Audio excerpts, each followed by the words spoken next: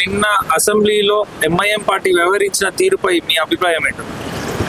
నా పేరు Om Prakash, SC Morcha state vice president. First point, MIM party ఏదైతే ఉందో అది కమ్యూనల్ పార్టీ. ఈ దేశ రాజకీయాలతో పాటు ఈ దేశంలో ఉన్న రాజ్యాంగంతో ఎటువంటి సంబంధం లేని ఒక కమ్యూనల్ పార్టీ, అంటే రజాకార్ పార్టీ.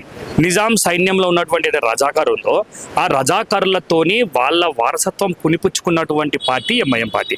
సో ఎంఐఎం పార్టీకి రజాకార్ పార్టీ అన్నప్పుడు, రజాకార్ వారసత్వం ఉన్నప్పుడు ఎంఐఎం పార్టీకి దేశభక్తి ఎందుకు ఉంటుంది?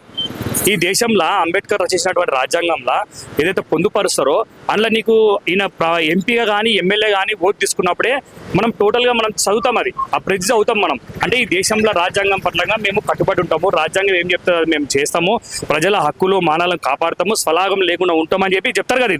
ఇది చెప్పినప్పుడు నీకు కేంద్ర ప్రభుత్వము రాజ్యాంగంలో నీకు ఒక క్లాజ్ తీసుకొచ్చి వందే మాతరం అనేది అందరూ పాడాలి అని చెప్పినప్పుడు నువ్వు పాడకపోవడంలో మతలమేందు?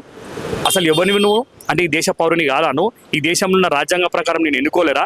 నువ్వు ఎమ్మెల్యే శాసనసభ ఎలక్టెడ్ కాలేదా నువ్వు? మరి నువ్వు ఎట్లా వందే మాత్రం పాడవును? అంటే నీ మనసులో ఏమున్నను? నీ మనసులో అస్తమానం ఏముంటుంది అంటే ఎంఐఎంకు ఎప్పుడు కూడా తుర్కోళ్లకు ముస్లింలకు మధ్యలో కొట్లాట పెట్టాలి.